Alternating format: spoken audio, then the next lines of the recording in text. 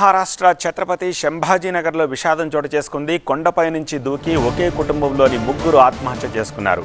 తండ్రి మందలించాడని కొండపైకి వెళ్లి ఆత్మహత్యాయత్నం చేశారు 18 ఏళ్ల కుమారుడు కుణాల్.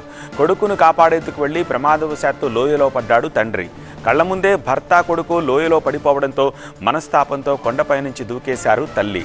ఖవాడియా కొండ దగ్గర జరిగింది విషాద ఘటన.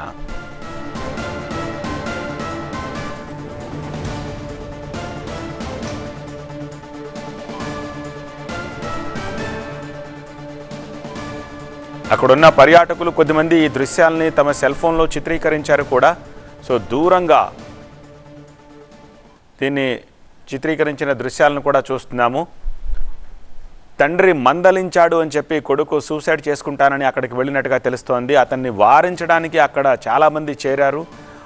వాళ్ళు వారించే ప్రయత్నం కూడా చేసినట్టుగా తెలుస్తోంది. అయితే తండ్రి అతన్ని దూకద్దు అని చెప్పే ప్రయత్నంలో తండ్రి కూడా చాలా దగ్గరగా వచ్చాడు. కానీ అప్పటికే కొడుకు జారిపోయాడు. సో కొడుకుని కాపాడే ప్రయత్నంలో తండ్రి కూడా కొండపై నుంచి కింద పడిపోయి చనిపోయిన దృశ్యాలను చూస్తున్నాము. దూరం నుంచి చూస్తూ ఉన్న తల్లి ఈ ఇన్సిడెంట్ చూసిన తర్వాత తల్లి సైతం అక్కడి నుంచి కిందికి దూకి ప్రాణాలు కోల్పోయింది.